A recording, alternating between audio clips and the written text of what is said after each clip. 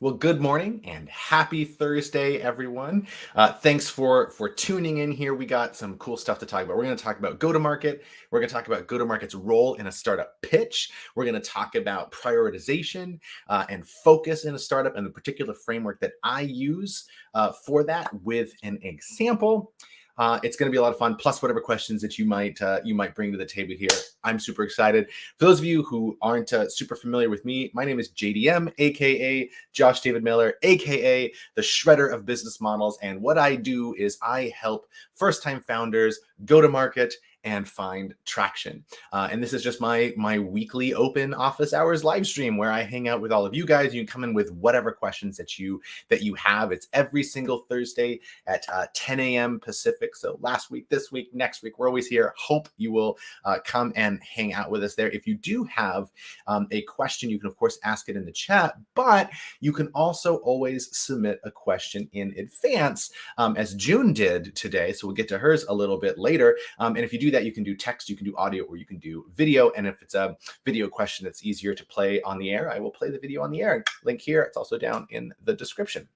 So without further ado, let's go ahead and let's rock and roll. Let's get started. Let's do this. How you guys doing today, huh? Tell me about what you're working on. I'm super curious. What's your startup? Give me your quick pitch. Love to hear what you're working on.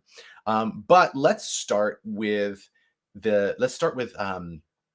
go-to-market versus marketing. So this is a really common question. I actually get this question probably most weeks. Most weeks, somebody has some version of this question. And it's one that I have really strong feelings about because oftentimes people will say like, oh, I've got my startup, I launched it and no one's buying. And so then like, okay, we got to do some marketing. And if you go out and just like read the tweets from startup experts, from advisors and people doing the path before, they're going to constantly talk about, oh, a startup is worthless without marketing. Who cares if you build an app if you don't do marketing and you do all this stuff?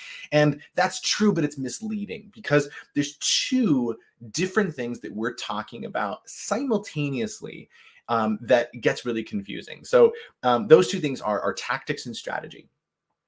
And so we talk about go-to-market versus marketing. Marketing is a broad field, right? And it's a broad field that has all kinds of strategic vision and planning and all kinds of things that go into that. In addition to this whole pool of tactics that you can use and leverage. And so that's like marketing, right? And then you have go-to-market. And go-to-market is actually the plan that you come up with to take a nascent product, to take a novel product, and get it out into customers' hands initially. That's what we usually call your go-to-market. So that's go-to-market, right? And so in order to do that, you're going to leverage all kinds of different strategies and tactics and whatever to get that done, some of which are going to include marketing tactics. So you're going to use marketing as part of your go-to-market, but the intent is really different. And the intent at its core, right, the real difference, like if we just dig down deep, is that marketing is dependent upon some sense of predictability and data. Is that it's like you're a business, you're out there, you're established, you know who your customers are, you know who buys your products, and so you can figure out how to market to them. You know what language is going to resonate, you know where they hang out, and that kind of thing. And then you get this is where we get into like the creative aspects of marketing, right? To try to like how can we really up our conversion rates on our marketing campaigns by getting just smarter and better with all of our efforts there. So that's like the marketing side. But on go-to-market, we're actually taking a product that isn't out in the market, that doesn't exist at all, that we don't know who buys it. We think we have an hypothesis of who's going to buy it, but we don't really know. And how do we get it out into their hands? So it's inherently a place without data. So that's the big difference between the two. And that's really, really important because if you just go and do marketing, like if you just take marketing that you would do for your average store and throw it into your startup, it's not going to work. You're going to spend a lot of money on what is essentially just a guess. It's an hypothesis of what you think is going to work. And oftentimes it'll flop. And when it flops, that feels pretty not good. And so what we want to do is actually appropriately size our bets. We want to take the size of the bet that we're making and put it as small as possible by finding the narrowest, cheapest, easiest path to get in front of as many customers as we can, and then test and see if that works. And then as we get predictability in that, hey, if we get in front of these customers who look like this and give them this message, they buy at this rate, and that's what we need to be successful. Once you get that like predictable engine working, then you can pour the usual gas of marketing on it and like kind of blow that thing up. But so that's the difference between go-to-market and marketing. Really important distinction. So when you're talking early stage startup and people are talking about go to market, they're not asking you how you're going to buy your customers with ads or how you're going to do guerrilla marketing and stand in an ape suit on the corner of a busy intersection and like get customers. They're asking you, how are you planning on getting in front of your first customer, your first 10 customers, your first 100 customers, then your first 1,000 customers? How are you actually going to take this thing into the market? And then so it's strategy, and then what tactics are you going to use to get there? And that actually leads to the next question. This is the one that I was asked most specifically this week. Is like, what is the role of go to market when it comes to your pitch? So if you're pitching, and in this case, I'm talking about friends and family, pre-seed and seed. When we get into Series A, we're probably at a slightly different stage, subject to some asterisks there that we'll just set aside. But so if you're in an early stage startup and you, what is the role of go to market in your pitch? The role of go to market pitch is to talk about what I was just saying about what go to market is versus marketing. It's saying, how are we going to get this thing that didn't exist before that we want to exist now and put it in hands of customers who are going to buy, right? Like, how are we going to actually engage in that process? How are we actually going to do that? That's the role. That's what go to market is. And so when you're talking about something new and you're going and asking an investor for money to engage in this, they want to know how you're going to make it successful, which is defined as actually getting it in customers' hands. So go to market is actually one of the most central aspects of an early stage pitch. Again, like the friends, family, and fools and pre-seed and seed rounds, it's a really, really critical aspect. And so many founders, when they start engaging in this process, will kind of walk in and their go-to-market will be like, well, we think our, customers are kind of over there, and so we're going to run some ads, and we're going to hope that works. And investors like, you want to do what with my money now, right? Because you're inherently saying like, we're going to do all this risk, and we're going to do it on your dime. So you don't want to do that. So they want to know how, in like a scrappy way, like a pirate, how are you actually going to get out and get your product to market? That's a kind of a broad and complex topic. Let me know if you guys are interested in that. And then maybe on next week's show or the week after, we can break that down into more detail and talk about exactly how you do that. But just know that when you're talking about go to market in your pitch, you're talking about something that's really central and really critical. And it's not how are you going to spend their money to buy customers. It's how are you going to go where the customers are without having to pay too much money for. How are you going to go where they are, put a message in front of them that resonates, and get them to buy? That's go to market. Okay, cool. Well, yes. Hello, Laura. Thank you for joining here today. Happy to have you back here. Let me know what you're working on, what's on your mind this week. I'd love to know.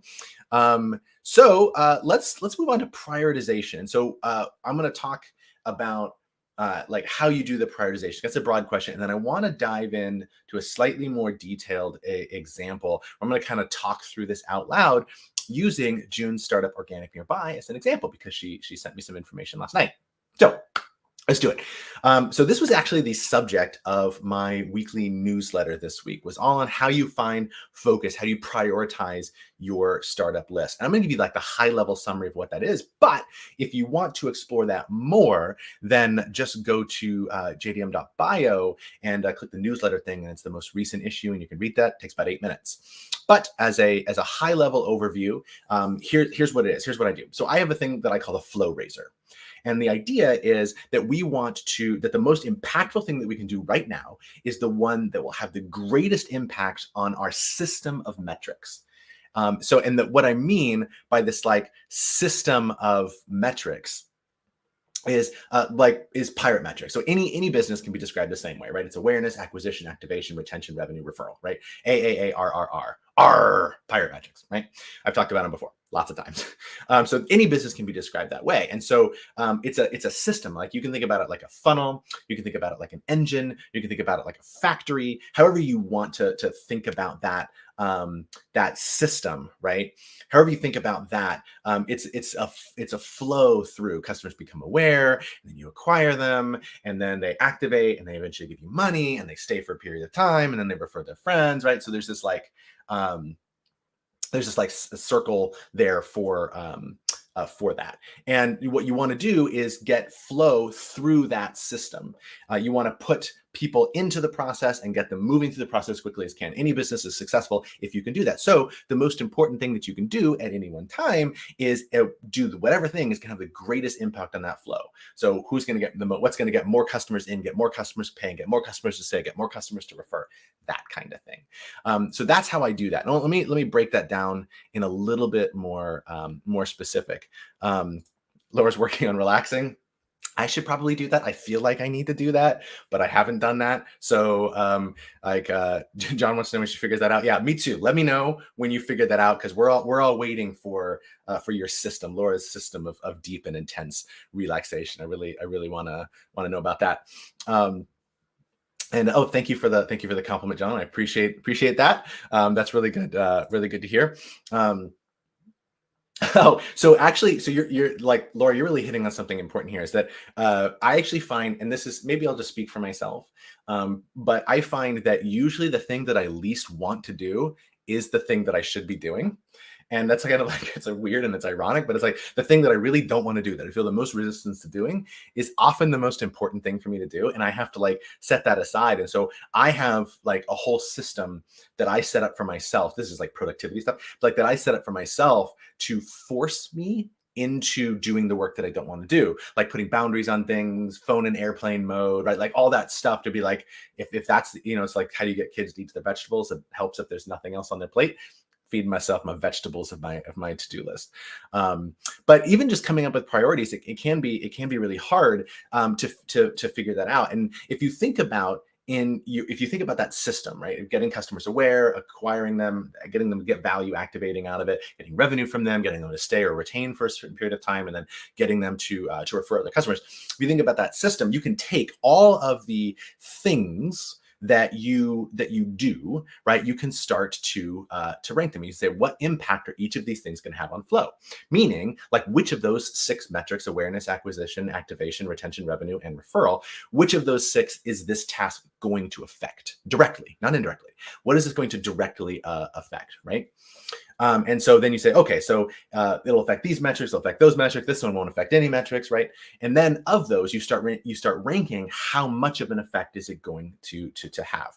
But before we get into that, let's just talk about, does it have an effect or does it not have an effect, right? So you can categorize all of those tasks first into 3 buckets. So bucket number 1 is they are not going to impact flow at all, meaning something like, this is a task. It has no impact on, it's not going to get me more customers. It's not going to get more customers to pay, right? It's not going to impact any of those things. At that point, delete it.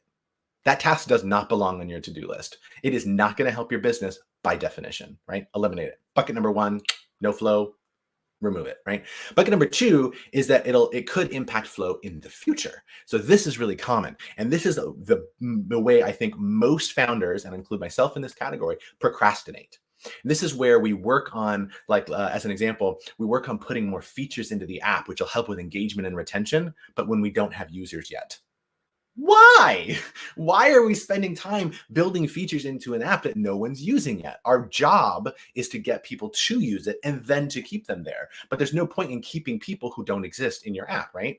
But it's easier, it's less vulnerable for us to work on these features. And so we do that. But so it's not that those things won't impact flow, it's that they won't do it right now, right? You can't retain users you don't have.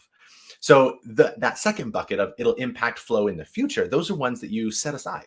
Throw it in the backlog is what we say in like software, right? You want to put it aside because if and when it becomes necessary, you have it there, you'll resurface it and you'll work on it. Bucket number 3 are the stuff that will impact flow right now. Right? What is going to actually impact flow right this very moment, right? If I do this, I think it's going to increase my acquisition rate. I'm going to get more customers into my system, right? Or it's going to get more users to sign up for the freemium, or it's going to get more users to go from freemium to premium, or whatever the case is, right? It's going to impact the flow right now. Okay, so that is now a whole category of tasks, and a lot of your tasks are going to fit into that. Right? It's not never, and it's not in the future. They're going to impact it now. And now we have to figure out, of all those tasks that will impact flow now, how do you categorize those, prioritize that list, and define the most important thing?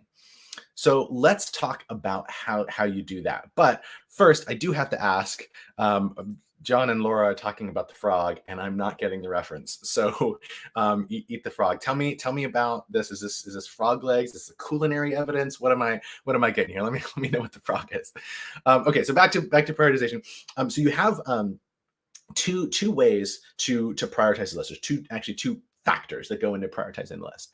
So one is, we know it's going to impact the flow, but how much? right? Is this going to have a small impact? Is this going to have a big impact? And we want to do that relative. So if we have all 10 items on our list, we say, how much is it going to impact each thing? And so we rank them all. We rank them all that way. And then the second factor that goes into that, in addition to how much it impacts flow, is how hard it is to get it done, right? So if something is really hard to get done, but has a really small impact on our flow, that maybe isn't the best thing to do, right?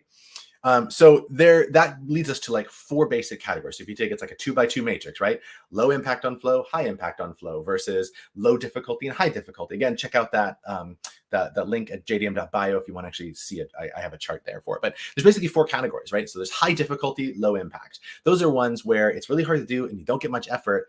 They're questionable. I'm not saying no, but maybe it's not the most important thing to focus on. And then you have those that are high difficulty and high impact. So, okay, it has a high impact, but it is pretty hard. So those are like, I don't know, right? That's kind of like a moonshot type of thing. And then you have those that are really low difficulty and really low impact, right? So really low impact on flow. And so it's like, okay, I mean, they don't have a huge impact on flow, but they're also not that hard to do. So maybe we can get some quick wins, right, from those kinds of things.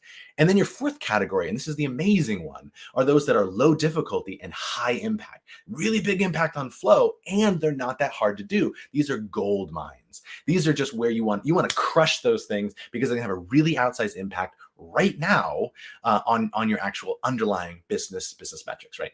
So that is literally the process that I use for prioritizing tasks as a startup founder.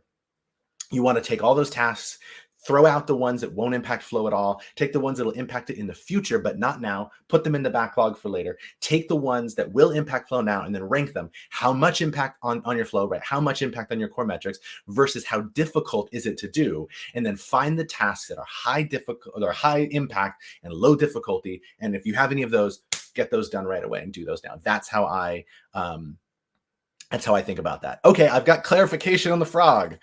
Eating the frog means doing the thing that you are resisting the most first, if it's the highest priority. Okay, like exercise, you find that something hard to do, or famous story for when one class. Okay, I don't get why it's called eating the frog. I'm sure there's a story behind that, but I'm gonna have to Google that afterward and find out eating the frog. But at least I know what it means now. So cool. All right. So that's how I prioritize. And then what I want to do is take a quick example. So June, hey June, if you're there, she sent in this long, I'm looking at this list of 17 things. I'm not going to run through them all. But she sent this list of like 17 things, like, here's my big, to-do list and how would you prioritize this? And she gave some context. And the context is basically like, we're working on, this thing. We have a new version of website that's launching. There's a delay in there. And so right now we're focusing on getting our social media profiles ready because that's how we think we're going to get our customers in. Okay. I do not have enough information to actually prioritize your list. So I'm going to set that aside right now and say, I'm not going to prioritize your list for you because I literally can't do that, at least not in this context. We would have to have a more substantive conversation about that. But we can talk about it in high level. So as I look through your list, I see different kinds of things. I see some normal startup tasks, like you got to update your pitch deck and executive summary, and you got some financial software that you want to set up, stuff like that. But then I see a lot of stuff related to channels, distribution, marketing, right? Like email newsletters and YouTube content, marketing flyers, and all that kind of stuff, right? So you're talking about a lot of outreach stuff that you're trying to do. And so that's pointing me in a direction that you're trying to search for an audience. And so that's cool. So the way that I would think about these tasks, particularly if you're saying that it's about getting ready for this website to be live, I would actually, I might poke at that a little bit, because there's some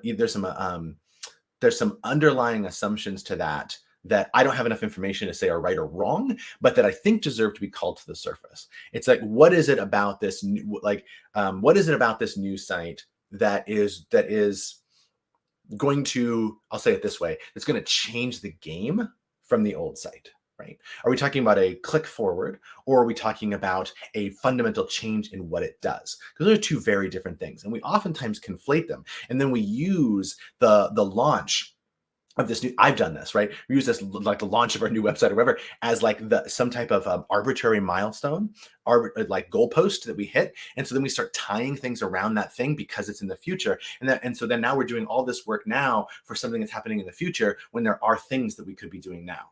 I'm not accusing you of that because I have nowhere near enough information to answer that. But that's the first thing that I would poke at is like, is that the right milestone, this future milestone that we should be working toward, or are the things that we should be doing now? Second thing is you mentioned in your video, and it was had some other stuff and I didn't have time to edit it, so I didn't play it here. But you mentioned in your video that you're working on setting up like social profiles and things, and this is the second thing that I would poke at a little bit because like I don't know what impact that has. What impact does changing your social profiles actually have? Like social media is really hard. And I can say this as a guy who's a content creator. Here I am creating content on whatever platform you're watching this on, YouTube or Facebook or LinkedIn. And it's hard. Like finding an audience hard, developing an audience is really hard. There's a big lift, high difficulty stuff. And the really big high difficulty stuff, again, puts it on that side of that chart where it's like, what's kind of the impact I'm gonna get here? So if you already have a really big audience, then for your product, then updating the social profiles is either going to be a small lift or an irrelevant one because you already have an audience. And if you don't have the audience, then you're like kind of investing a lot of effort into this thing that we're actually not sure how it's going to work out. Again, I don't have enough information to actually offer an opinion. I'm just sort of I'm scratching at it a little bit to say that's the pattern that I've seen elsewhere in my own life, if I'm being honest. So I apologize if I'm projecting, but that's the kind of the pattern that I'm seeing that when I read through this. It's like the old joke, and I think I've probably told it before during office hours, so I apologize if this is redundant. But the old joke is like there's a startup founder and she doesn't have any customers coming in, but she knows her customers are on Twitter. So she creates a Twitter account and now she's got 2 startups, right? And that's because building an audience on something is its whole own activity. It's a whole big, really hard thing to do.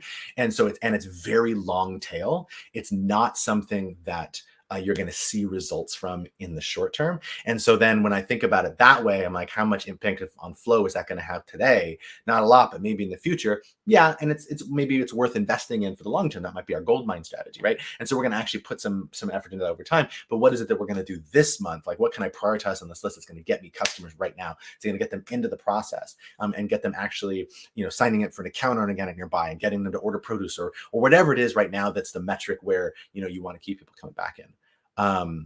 So that's how I think about that. And again, I can't answer to you specifically because I would be frankly pulling an answer out of my ass because I don't know your business well enough. But that's how I'm thinking about that, and that's where I would just scratch at those a little bit. Actually, go through and rank and say, and actually, let me say this. So what I would actually do, regardless of any of this stuff, and this is advice for everybody, is make sure that you measure. And measure doesn't mean just like pull out the ruler and say, well, look at that, that's 7 inches. It's actually, saying, I think that it should be blank, then getting out the ruler and measuring it and saying, is it greater than that or less than that? I just realized that was a terrible choice of measurement. I probably should have picked a scale or something, but moving on. But the point is that you want to understand what pass fail is. So if you're saying like, we're talking about this like impact on flow, what you really want to do is come up with what that impact is. And it's an hypothesis and you're probably wrong, right? But like, what is that impact going to be? I expect a lift in acquisition of blank, or I expect Y% of people to activate. And then, or I expect my lifetime value to go from A to B in this particular time period. And it's experimentation, but defining what that really looks like really specifically. And then when you do the task, you can see, did I succeed or did I fail? And then that's going to tell you kind of whether or not you're on the right track. But the important part of that isn't in this particular example, like in this, when we're talking about prioritization, it's not the result that's important. That is what's ultimately important. But in terms of prioritization, the very act of forcing yourself to come up with what's the relative measurement, that is what's going to actually stir some really interesting thought and really interesting conversation around what the impact to flow is actually likely to be. So I recommend for any of those things on your task that you do that. Um, just got a flow vision for a problem. Yes. So, feel free to follow up. Definitely, if you want to, June, or drop something in the comments if you want to talk about that a little bit more. Get a few more comments here that we want to. The easy ones are good to fit into 15 and 30-minute breaks between meetings, phone calls, and Zoom. That's the relaxation, I assume, or exercising, trying to fit those in. I get that. Yeah. Then we've got, let's see, what else? When it gets hard is when you have two very high priorities and get more customers. And yes, absolutely. So this is actually where I think that there is a lot more in like interesting things like mine from here. That's a very big thing. I'm going to I'll just minimize that back down. When you have two like really hard competing priorities, like you can kind of rank them in those types of things. But where it becomes interesting is that startups are complicated, and I oversimplify by reducing everything down to flow. And it's true that like fundraising will impact flow. That's why you're doing it, right? You're doing it to get money in order to pour gas on the engine here. So like it is going to do that, but it is longer, like it's longer term, it's bigger, and there's a lot of effort goes into it. And so it isn't always the right metric. But there are other things too. Like another example that fits into that same thing, Laura, would be like when you have to sell to a less than ideal customer just because you need the runway. Like we see that all the time where it's like, I know this isn't right. It's going to create extra work for us, but we need to close this. Like, yeah, we don't want to target schools, but we can close the deal with the school, and that's going to keep us afloat for 3 months. And so like, we kind of got to do that. And like, that won't really impact flow relative to other things, but it's something like you really have to do. And that's where it gets really hard. And so this is where I think it's important to understand that sometimes we're going to a means to an end. Like I need this to stay afloat. And the end of that sentence is so that. And that's what we really have to figure out when we start like going through means to an end, is figuring out why are we doing it. And then that leads us to actually a real experiment that we can run, right? Is that we can say, we're going to do X, that's the means, right? And we're going to end up getting out of that cycle by this theory. That's the end, right? This means to an end. So we're going to do this thing for X period of time. It's going to lead to blank, and that blank is our exit out so that we don't have to do that thing anymore, and then we can get back to finding flow. If you think about it that way, and then you constantly reevaluate, it helps you put things in a proper perspective. When it comes, so that's how we deal with things like, oh, I need to do something that we don't want to do, like less than ideal customer just because we need the runway. That's how I think about that. Is like, sometimes we got to make shitty decisions. Welcome to the real world. And then just make sure that if it's a means to an end, that you're treating it that way. The other thing, and when it comes time to investing, is I think that does become very, very difficult. And there's no like really broad conclusion for like how exactly you would, compare like a task, like how do I work on my startup pitch versus my flow. But I can tell you what the investor would probably like. The investor would probably like you to work on the business, right? Again, subject to that, we need runway conversation. And that's where you get into, then you would go back, okay, so this is about runway, so therefore, and then you can reverse engineer means to an end. We got to put some time into fundraising so that we can get the runway, and we need the runway in order to do blank, right? Complicated, really difficult to answer in the abstract, but that's sort of how I think about it. But you're totally right, how it is much more difficult when you have competing examples or competing tasks on there. So productivity tip from Laura. Quick, easy work tasks, high impact into the 15 to 30-minute time between meetings. It's hard to work on something. Yes. So this is something I always forget to do. And it's one of those things that like when I do it and it lasts like 3 days and then I end up stopping. So I want to know what your system is. I'm going to ping you sometime to let you know how you do that, to ask you how you do it. But being able to like hammer out something small is great. And when I used, I'm blinking on the Todoist. When I used Todoist years ago, the app to manage my to-dos, I would categorize them by like how much time it would take to do. And then I'm like, oh, I have 10 minutes to my next meeting, and grab like a 5-minute task because my estimates were always wrong. I'd grab a 5-minute task and try to get it done. It was really effective, but I never seemed to be able to stick with it. So I'd love to hear your thoughts on how exactly you do that. And then John also coming in with a good tip here. If you've got multiple personalities, like the upside is you can get them to do stuff for you. So that's pretty cool. Love to see that. And of course, having a co-founder. Yes. Startups are way too hard to do solo. Like you can, but there's going to come a time when you can't. And so, Yeah. So that's kind of that. I think that was the fourth question. Yes, that was what I got here. So unless there are any questions from you guys, I'm gonna go ahead and call it there. Again, we'll be back every Thursday, 10 a.m. Keep the questions coming. So we'll be back next. I will be back fresh from Canada. Like hours before office hours next week, I will be back. So hopefully I will be aware and awake enough to be to be engaging. But there's a link in the show notes. But I'm going to an event called Innovation Rodeo in Calgary in Alberta in Canada. That it's going to be super fun. The theme is crossing the chasm, and I'm doing a keynote and a workshop on design sprints. And how you can just like really leverage the power of design sprints for startups. I'm really excited about it. So if you want to check out that event, because it's a hybrid event, so I'll be there in person with a bunch of people, but it's also on Zoom. So check out innovationrodeo.com, and it's in the description on YouTube. And maybe you can hang out with me in that as well. Otherwise, I will. Yes, exactly. It does feel like yippee ki yay is kind of how I'm thinking about it. It's during Stampede Week in Calgary, so it's a whole theme. And I also realized way too late that I planned poorly, because it's 2 hours from Banff, and I could have made a vacation out of it. Instead, I'm just going for Innovation Rodeo. So bummed I found out about that too late, but it'll be my first trip to Calgary. I'm super excited. So with that, I'm gonna call it here. Thanks so much for hanging out with me. I'll see you guys next week. And until then, peace and happy startups.